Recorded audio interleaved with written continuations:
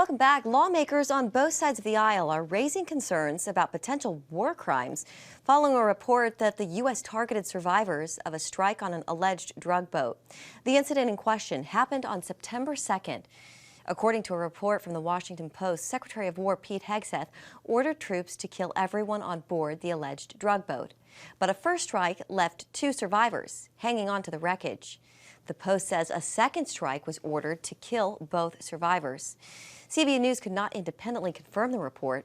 Several Democrat and Republican lawmakers stress they don't know what happened but are concerned by the report. This rises to the level of a war crime if it's true. Obviously, if that occurred, that would be very serious, and I agree that would be an illegal act.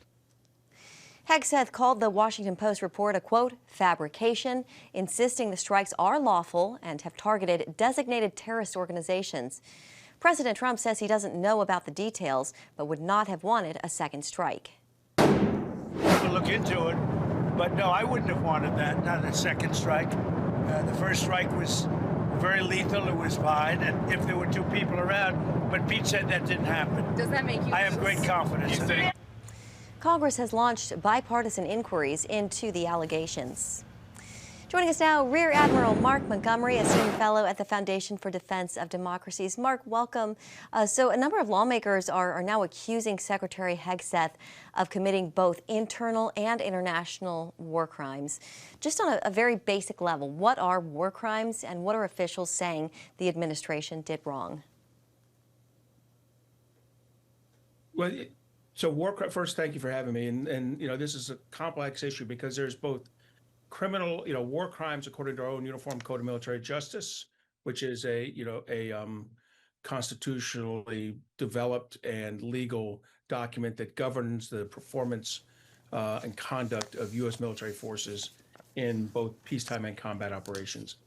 There's international war crimes, which we do not follow jurisdiction to because we're not members of the International Criminal Court that can investigate other issues, and they've done a good job looking at things, say, in the Balkans, for between Kosovo and Serbia and things like that.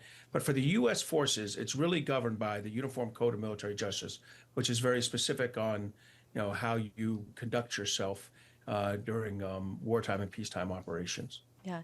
The senior writer at Real Clear Investigations, Mark Hemingway, is urging caution.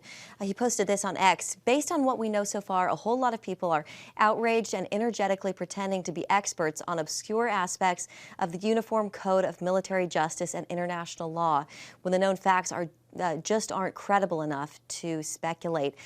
Mark, is it too soon to be throwing around the term war crimes?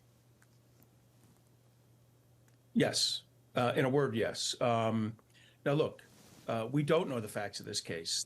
The facts, as stated by some of the congressmen, sound awful. But the reality is, you have to do an investigation. SOCOM, the Department of Defense will have to investigate this and determine what happened. If they won't investigate it, then Congress can do its oversight and conduct an investigation of it. But, first and foremost, we should not... I've heard the name of the SOCOM commander bandied about as if we know he committed a war crime. That's completely inappropriate because we don't know the facts yet. Once you know the facts, then you can, read the Uniform Code of Military Justice, and if you're so inclined, and if you have the legal skill to do it, you can draw an interpretation. That's a hard thing. And again, I would set the international criminal aspects of this aside because we are not a signature to the ICC. And our forces are governed, as that commentator said, by the Uniform Code of Military Justice. Yeah, that's an important designation. Thank you for that.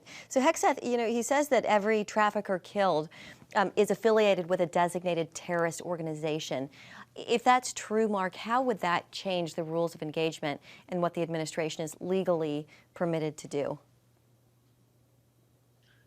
Thanks for bringing that up because this really worries me. I actually commanded a U.S. Navy destroyer that did counter-drug operations twice for 4 months at a time. And I have to be honest, the intelligence was not 100%. Probably about 50 to 60% of the time that we were told drugs were likely on a ship were drugs actually on that ship. And I know our intelligence is better, but to presume 100% intelligence is dangerous which is why historically this has been a law enforcement, not a kinetic kind of operation. And in changing it that way, I think that's where Secretary Hegseth takes the real risk, because I just don't know that we can know him. And if I could bring up one other fact, on some of the ships we pulled over with drug dealers on board, with drug traffickers on board, there were fellow travelers, non-cartel members who were on those boats, either spouses or, sometimes you worry about trafficked women, boat engineers who have no idea what's happening. Children, We have to be probably. very careful with, children, and so I'm very worried about the operations we're doing here and using kinetic tools. We're really good at law enforcement on this. We were world class at this. I'm not sure why we walked away from that. It can work if you put the resources against it. Previous administrations weren't. This administration is willing to. They could stop the cocaine flow from Venezuela and Colombia by sea with naval and Coast Guard forces. Yeah. Okay, Rear Admiral Mark Montgomery with FDD. Always nice to see you. Thank you for coming on and sharing your expertise.